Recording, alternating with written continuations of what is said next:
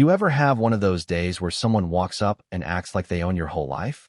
Because that was me, right there, staring down a woman with a clipboard, standing smack in the middle of my driveway, arms folded tight, eyes sharp as a hawk, like she'd been waiting all week just for this showdown.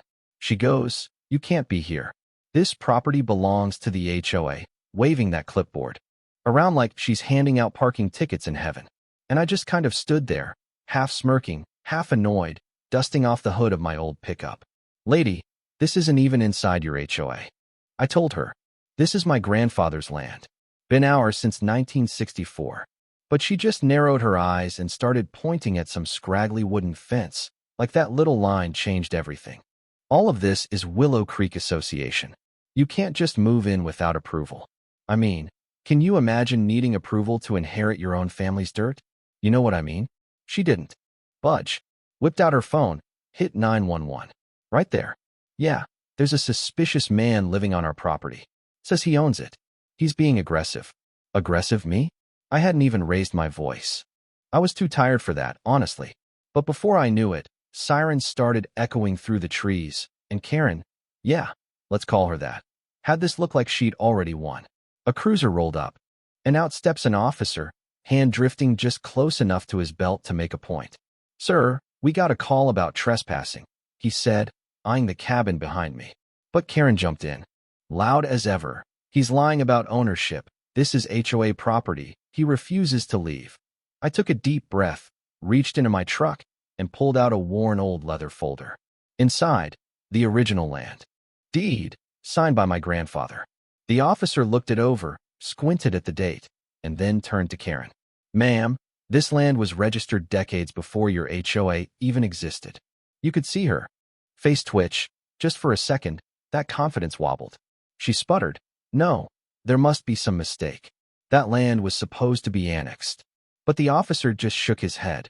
"Ma'am, you just made a false report." Her cheeks went bright red. I leaned back against my truck and said, "Lo, you just tried to steal the wrong man's land." The officer nodded at me, then left her there, just standing, fuming, realizing maybe for the first time she wasn't going to get her way. But I saw it in her glare. This wasn't over. People like Karen, when they lose once, they double down. That night, sitting on my porch with a mug of coffee, watching the sun melt behind the trees, it finally felt peaceful, like how my granddad used to talk about. But deep down, you get that itch in your gut that trouble's still circling. Sure enough, next morning, pounding on the door yanked me out of sleep. I open up, and there she is, this time flanked by two guys in bargain bin security uniforms, fidgeting like they'd rather be anywhere else. "Remove him from this property," Karen barked. "He's violating HOA boundaries." I couldn't help but laugh. "You again?" I turned to the guards. "You know this isn't HOA land, right?" One of them glanced at his shoes. "Ma'am, we don't have jurisdiction out here. This is," she cut him off, "do it, or I'll report you to the board." The shorter one puffed up and said, "Sir, we'll have to ask you to leave." I didn't move, just nodded toward the porch. "Before you do, maybe check the property map I filed with the county yesterday." Karen's face twitched. "You what?" I smiled. "County updated the digital registry. It's all public now. Every inch, mine." She looked about ready to faint. "You think you can outsmart the HOA? We own this community." I stepped in a little closer. "No, you control the people who let you. I'm not one of them." For a second, she just glared, then spun around and hissed, "You'll regret this." Off she stormed in her little golf cart, those fake guards scurrying after her. I watched the dust settle, my dog Max barking like he'd just run off a bear. But I wasn't laughing anymore. I could feel it. She was planning something nastier. Next afternoon, a county truck rolls up. Orange eviction notice tacked right to my mailbox. My blood pressure went through the roof. Eviction? I paid every tax, every bill, nothing late, nothing owed. I flagged down the county guy, barely out of high school, looking mortified. "Sir, I was told to post that by order of the Willow Creek HOA board." I just stared at him. "Son, HOA can't order county property off the map." He looked miserable. "Ma'am, who called?" "Karen something. She sounded official." I shook my head, holding in a sigh. "Tell your supervisor to double-check that parcel number." He nodded, jumped in his truck, and peeled out of there. I just stood, staring at the road, wondering how far she'd go. That evening, as I'm sorting the mail, I find a letter slipped under my door. No stamp, no address. Vacate the property in 48 hours or we'll have you removed by force. HOA rules are law. I actually laughed, out loud, right there in my kitchen. She'd lost it. I grabbed my phone and called Jake, my cousin, ex-Army, now with the sheriff's department. Hey, you remember Grandpa's old cabin? I said. Yeah, why? He asked. Seems we've got ourselves a real live Karen. She's faking legal documents now. Jake just whistled. One of those, huh? Say the word, I'll bring the boys and the bikes. I felt my shoulders finally relax a little. Just picturing Jake and his Harley crew rolling up would be enough to give Karen a panic attack. But deep down, I knew she wasn't done.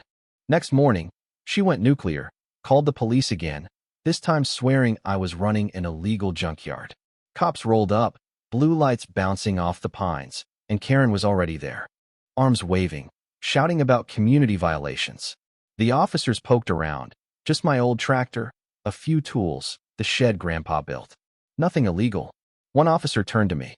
Sir, everything checks out. She's wasting our time. Karen looked like she was going to explode.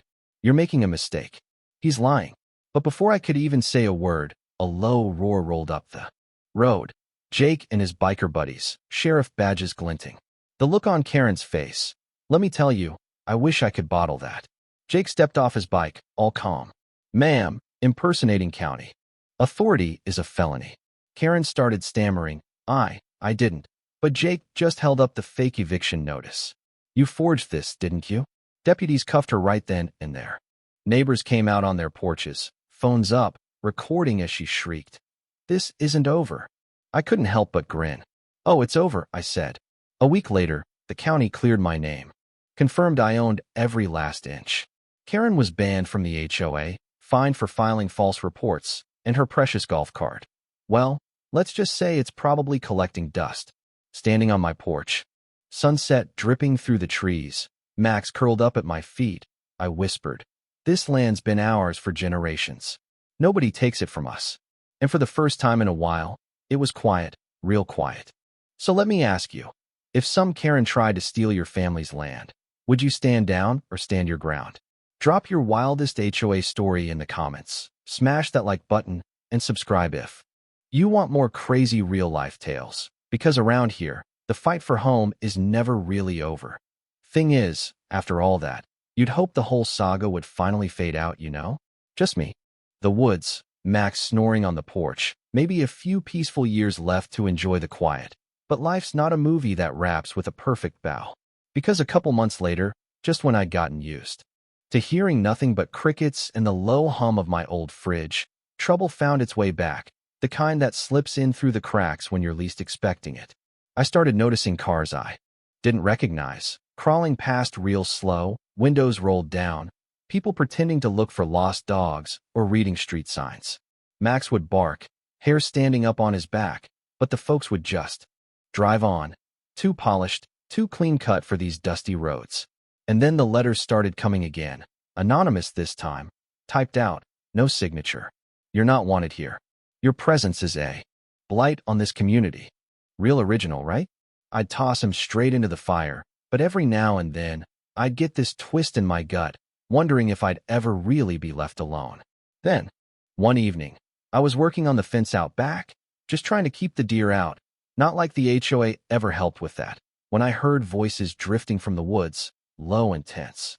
Sounded like someone arguing, words lost in the trees, but I caught my name, and something about setting an example. I froze, hammer halfway raised, heart knocking around in my chest. Max stood at my side, growling, ears flat. I don't scare easy, but that kind of talk? It'll sober you right up. Next morning, there's a notice tacked to the old oak by the road, big block letters. All caps. HOA community meeting. Discussion. Removal of unauthorized resident. My name wasn't on it, but it didn't have to be. Word travels fast around here. You know what I mean? I showed up anyway, just to see who'd have the guts to say it to my face. They held the meeting at the Willow Creek Clubhouse. Cold fluorescent lights, folding chairs in neat rows. Karen's old seat at the front still empty, but plenty of her cronies lined up like they were auditioning for a reality show. The new board president, a guy named Tom with a smile so fake it made my teeth itch, stood up and cleared his throat. We're here to address ongoing community concerns regarding property boundaries and association membership, which is HOA speak for, we're here to make you feel unwelcome, but we don't want to get sued.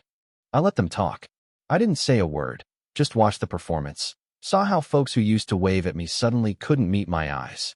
Then, right in the middle of Tom's speech, a new voice piped up, a woman I'd never seen before, maybe early 30s, sharp suit, big city attitude, the kind that doesn't waste time with small town politics. Excuse me, she said, but has anyone here actually read the county deed records? The room went silent. She held up her phone, screen glowing with public records. Because if you had, you'd know the land is his, and this association has no legal right to harass him. I'm an attorney, by the way, and my firm specializes in civil rights. Keep pushing, and you're going to wind up on the wrong side of a lawsuit. Well, you should have seen Tom's face. He stammered, tried to recover. No one's talking about harassment, ma'am. We're just, but it was too late. A few people shuffled in their seats, suddenly real interested in their shoes, and just like that, the whole room started to shift. Sometimes, it only takes one person willing to speak up, someone who's not afraid of the old guard. Afterward, I caught up with her in the parking lot, introduced myself proper, thanked her for stepping in. She smiled, shrugged. Bullies count on folks staying quiet. You keep holding your ground, and call me if they try anything else. I love a good fight.